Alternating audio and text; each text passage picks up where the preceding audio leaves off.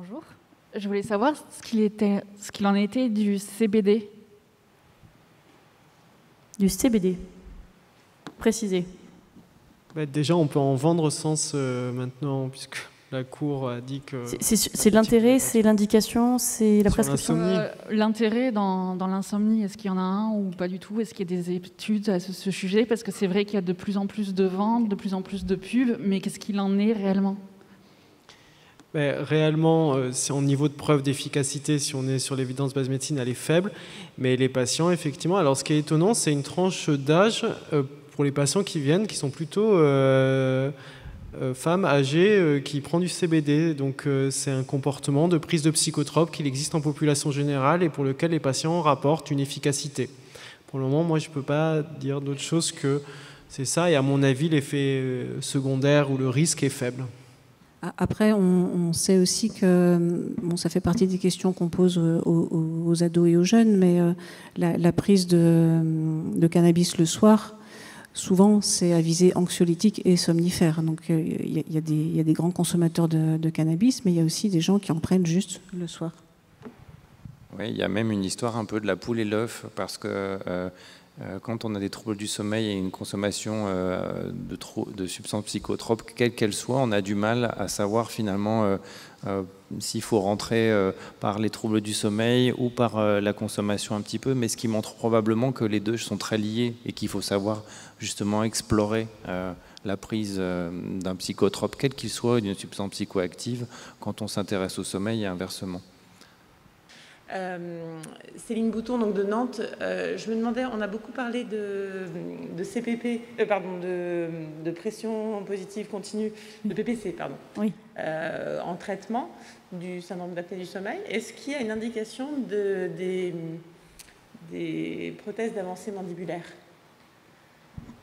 Parce que, alors, oui, pour tout vous dire, le prestataire de l'appareillage est venu me voir le mois dernier en me disant, je lui ai dit, mais je ne peux pas prescrire le traitement derrière, donc ça ne me sert à rien.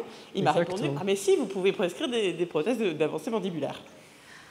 Alors, ça c'est pas mal, je ne l'avais pas vu venir. Effectivement, le cadre réglementaire doit peut-être le permettre, ou alors est plus flou. En tout cas, celui qui doit le réaliser est un spécialiste de l'appareil manducateur, parce que ça doit être le dentiste ou l'ORL, donc ils ont inventé cette spécialité dans le cadre réglementaire du spécialiste de l'appareil manducateur. Après, mais c'est toujours la même solution, vous pouvez le prescrire, mais après il faut le suivre, et le suivre, c'est suivre le sommeil. Ça veut dire que vous serez mal à l'aise au bout d'un moment à faire ça, parce que vous vous rendrez compte que les patients ne seront pas satisfaits de leur sommeil si vous ne prenez pas en charge le sommeil en même temps que de prescrire un truc qui améliore les apnées. Donc le truc c'est bien, mais la prise en charge, comme disent les psychomotriciens, parce que je travaille avec eux, la prise en soin du sommeil doit complémenter la prise en charge des apnées, si on peut dire comme ça. Ça demande une compétence et du temps. Et une consultation à 25 €, vous n'avez pas le temps. En pratique, concernant la prise en charge des apnées du sommeil, c'est vrai que dans un premier temps, quand il y a une indication, on va quand même privilégier la PPC. Je pense que les orthèses, moi je les prescris dans deux situations. Les gens qui vraiment ne supportent pas d'avoir le masque.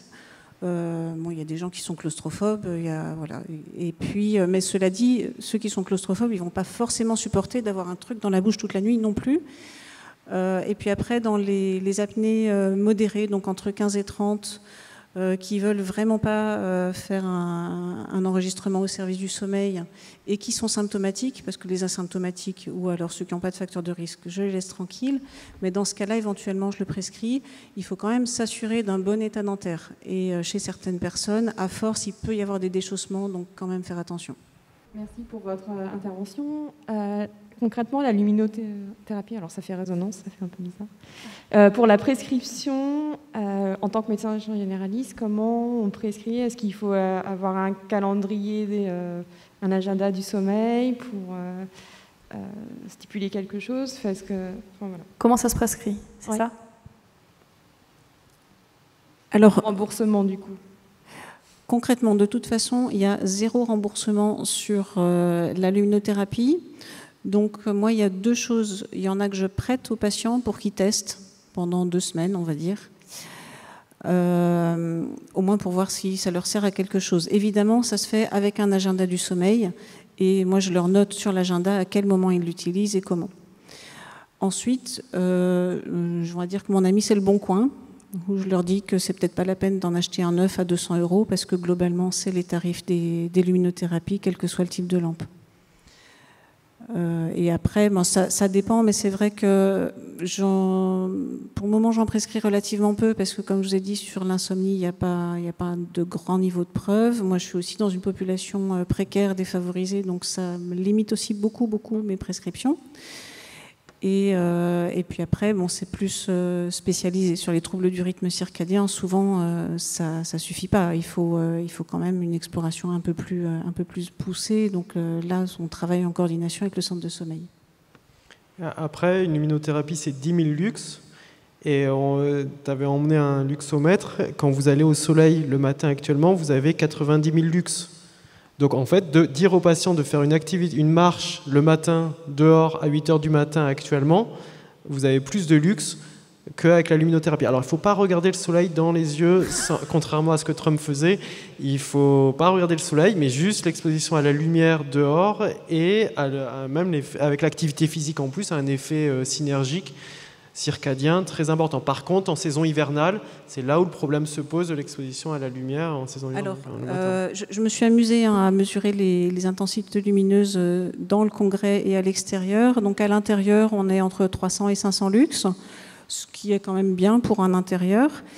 Quand on va à l'extérieur, à l'ombre, on passe à 3000 à 8000 lux. Et quand on est au soleil, là, tout à l'heure, à 14 h, on était à 90 000 lux, effectivement. Donc, docteur, pour ma santé, il faut que j'évite le congrès et que j'aille dehors sur la pelouse. C'est ça. Ou alors, on peut déplacer le congrès dehors. On peut déplacer le congrès dehors. Non, mais il faut que vous veniez au congrès à pied le matin. mais quelque part, c'est vrai que ça... Pour moi, c'est aussi un indicateur de notre mode de vie. C'est peut-être qu'on est fait pour vivre un peu plus dehors qu'actuellement. Et un peu moins dedans. Une question là. Oui, merci pour cette présentation. Alors, maréchal généraliste Vendôme dans le Loir-et-Cher. J'ai deux remarques. Je m'aperçois que les cardiologues se sont emparés très fortement de la polygraphie et vont en faire à tous leurs patients sous prétexte de risque cardiovasculaire, avec des apnées qu'on trouve, des symptômes qu'on trouve, sans aucune symptomatologie. Et j'aime bien dire à mes patients, la qualité de votre sommeil, je le juge par la qualité de votre réveil. Donc, quel est l'intérêt de prescrire cette PPC chez ces patients? Et ma deuxième remarque, c'est ces consultations du sommeil. Ça prend énormément de temps. C'est une consultation de poignée de porte. Au fait, docteur, vous pouvez me prescrire quelque chose pour dormir, et que le travail en coopération a toute sa place avec le travail pluripro. Merci. Ouais, ben merci. On avait une slide sur le travail pluripro, mais sur les cardiologues. Alors, c'est intéressant, les cardiologues, parce qu'en fait, le syndrome d'apnée du sommeil est devenu une maladie parce que les neuropsychiatres ont vu que ça altérait le sommeil et parce que dans le New England Journal, en 82, ils ont sorti une grosse étude qui montrait qu'il y avait un lien entre l'IH et le risque cardiovasculaire. Donc en fait, les cardiologues voient l'IH comme la tension artérielle, c'est-à-dire comme un facteur de risque. Et ça se tient. La maladie, vous savez, on a deux grands cadres de vision de la maladie. Soit c'est une maladie, un truc qui altère le fonctionnement de la personne, soit un facteur de risque. Il y a l'hypertension, l'hypertriglycéridémie, et ils voient l'IH pareil. Donc un cardiologue, quand il fait une PV, il fait comme une MAPA. Il raisonne comme ça. Sauf que les études viennent, l'étude SAVE dans le New England Journal, donc 40 ans après, montre qu'améliorer l'IH n'améliore pas le risque cardiovasculaire. Alors c'est tout le problème de ces marqueurs intermédiaires, triglycéridémiques, hypercholestérol, IH, tension artérielle.